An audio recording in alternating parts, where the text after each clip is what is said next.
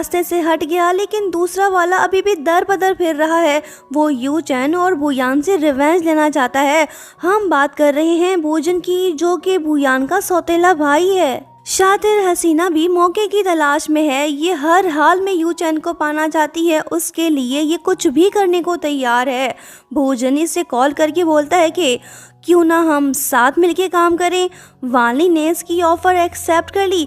ये भी विलन के साथ मिल गई ताकि बुयान को रास्ते से हटा सके और यू चैन को अपना बना सके। नेक्स्ट डे हम बुयान को उसके बेटे के साथ हॉस्पिटल में देखते हैं। यहाँ हमें ये बात पता चलती है कि यू चैन ने अपना बोन मैरो बुशयांग को दे दिया है। जल्द ही उसकी सर्जरी होगी, जिसके बाद वो बिल्कुल ठीक हो जाएगा। ये बात जान के बुयान के दिल को सुकून मिलता है। वो बुशयांग से बोलती है कि बेटा अब तुम्हें स्ट्रॉन्ग बनना होगा। वो बोलता है कि मॉम, यू चैन कहता है कि एक स्ट्रॉन्ग मैन कभी आंसू नहीं बहाता, मैं भी नहीं रहूँगा। बुयान का बेटा तो बिल्कुल अपने बाप की तरह ब्रेव निकला। जब डॉक्टर बुयान को सर्जरी के बारे में बता रहा होता है कि तभी कोई पर्सन बुशयांग को आवाज़ दे के अपने पास बुलाता है। उसका चेहरा तो नहीं दिखाया गया, बट आई एम श्योर कि वो वानली ही होगी। डॉक्टर के जाने के बाद बुयान देखती है कि उसका बेटा वहाँ नहीं है, वो मिसिंग है। फिर क्या वो परेशान हो के उसे ढूंढने लगती है।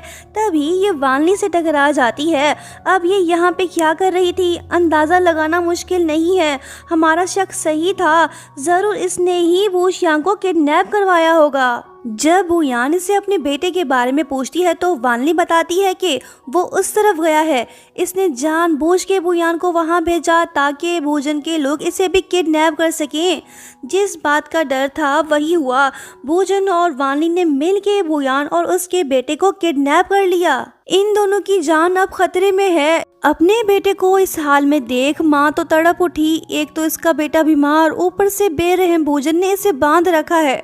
बुयान को खुद से ज्यादा बुशयांग की फिक्र हो रही है, लेकिन अफसोस ये कुछ नहीं कर सकती। ये अपने भाई से बोलती है कि प्लीज तुम बुशयांग को जाने दो, लेकिन वो नहीं मानता। बुयान इससे पूछती है कि तुम चाहते क्या हो, तो ये सुन भाई जी भड़क जाते हैं। इसे इस बात का गुस्सा है कि डैड हमेशा से बुयान को फेवर क्यों देते आ रहे हैं। भोजन ने मन बना लिया है कि वो बुयान को जिंदा नहीं छोड़ेगा, लेकिन मारने से पहले ये यू चैन को बुलाना चाहता है ताकि उसी के सामने उसके प्यार को मार सके। फिर ये यू चैन को कॉल करके बोलता है कि तुम्हारी वाइफ और बुशयांग मेरी कस्टडी में है। अगर इन्हें जिंदा देखना चाहते हो तो जैसा मैं बोलता हूँ वैसा करो। यू चैन बिना टाइम वेस्ट किए इसके पास पहुंच गया। बुयान कार के अंदर मौजूद है। इसके हाथ पांव बंधे हुए हैं। ये अकेले इनसे निपट तो सकता है, लेकिन संभल के कदम उठाना होगा क्योंकि बुशयांग अभी भी भोजन की कस्टडी में जो है। यू चैन के हाथ में शेयर्स ट्रांसफर डॉक्यूमेंट्स हैं, मतलब कि ये बुयान को बचाने के लिए अपने सभी शेयर्स इसे देने को तैयार है। फिर ये फाइल भोजन की तरफ फेंक कर उससे बोलता है कि तुमने मुझसे कहा था कि तुम शेयर्स के बदले में बुयान और उसके बेटे को छोड़ दोगे। इसकी ये बात सुन के भोजन तो हंस पड़ा, कहने लगा कि प्यारे जीजा जी, मेरी बहन को हर हाल में मरना ही होगा, मैं इसे जिंदा नहीं छोड़ सकता। ये बात सुनते ही यू चैन तो इसे दबोच लेता है। भोजन कहने लगता है कि अगर तुमने मुझे नहीं छोड़ा तो फिर तुम्हें कभी पता नहीं चल पाएगा कि मैंने बुशयांग को कहाँ पर छुपा रखा है। अगर मुझे कुछ हुआ तो वो बच्चा भी मेरे साथ ही दफन हो जाएगा। यू चैन ने इसे छोड़ दिया। ये नहीं चाहता कि बुशयांग को कुछ हो। भोजन भागने को तैयार है, लेकिन जाने से पहले ये कार को लॉक करके उसमें आग लगा देता है ताकि बुयान जिंदा ना बचे और यू चैन इसके पीछे ना आ सके। नामुराद आशिक भी सही टाइम पे आ गया। ये सुधर गया है, ये भी बुयान को बचाने आया है। आग बढ़ती जा रही है, टाइम कम है। यू चैन को जल्दी से बुयान को बाहर निकालना होगा, नहीं तो ये बच नहीं पाएगी। यू चैन कोशिश तो कर रहा है पर ये कामयाब नहीं हो पा रहा। ये देख तेंगजी पत्थर उठाने जाता है ताकि वो ग्लास को तोड़ सके। इससे पहले कि वो वापस लौटा कि तभी कार में ब्लास्ट हो जाता है। ये देख तेंगजी तो फ्रीज हो गया। इसे लग रहा है कि यू चैन और बुयान दोनों मर चुके हैं। खुशकिस्मती से इसकी ये ख्वाहिश पूरी ना हो सकी क्योंकि ब्लास्ट होने से पहले यू चैन ने बुयान को रेस्क्यू कर लिया था। वो अभी भी बेहोश है। यू चैन इसे हॉस्पिटल ले गया, इसकी जान खतरे में है। डॉक्टर्स इसे इमरजेंसी रूम में ले गए।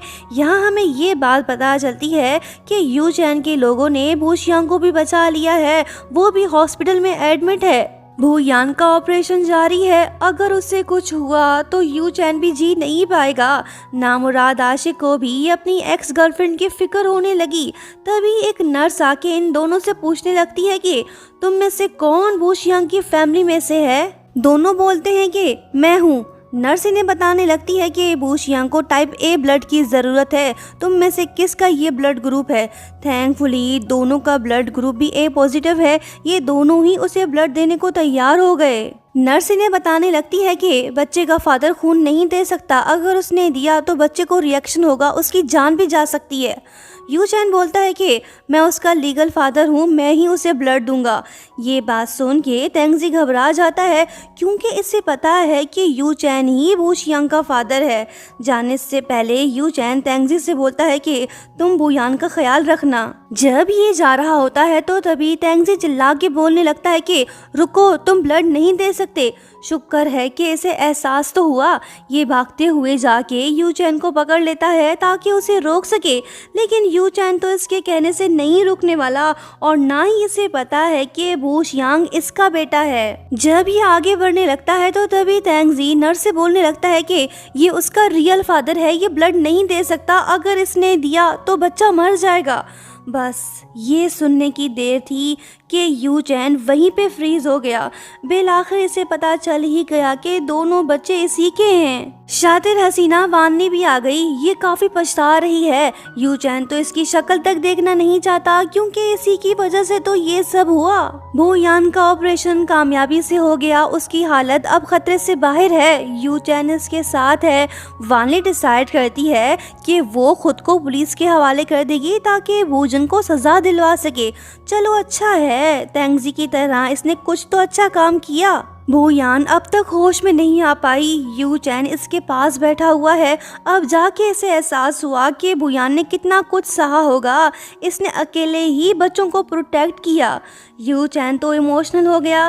बू यान भी होश में आ गई। पूछने लगती है कि तुम रो क्यों रहे हो? बू शियांग को कुछ हुआ है क्या? वो कहाँ पे है? प्लीज बताओ। यू चैन बोलता है कि उसे कुछ नहीं हुआ, हमारा बेटा अब बिल्कुल ठीक है। इसकी ये बात सुन के बू यान को अंदाजा हो गया कि यू चैन को सच पता चल चुका है। वो कहने लगती है कि सॉरी, मुझे माफ कर दो जो मैंने तुमसे ये बात छुपाई। यू चैन तो इस पे बिल्कुल भी नाराज नहीं है। ये खुश है कि बू यान ने इसके बच्चों को प्रोटेक्ट किया। बू शियांग की भी सर्जरी हो गई, अब ये बिल्कुल ठीक है।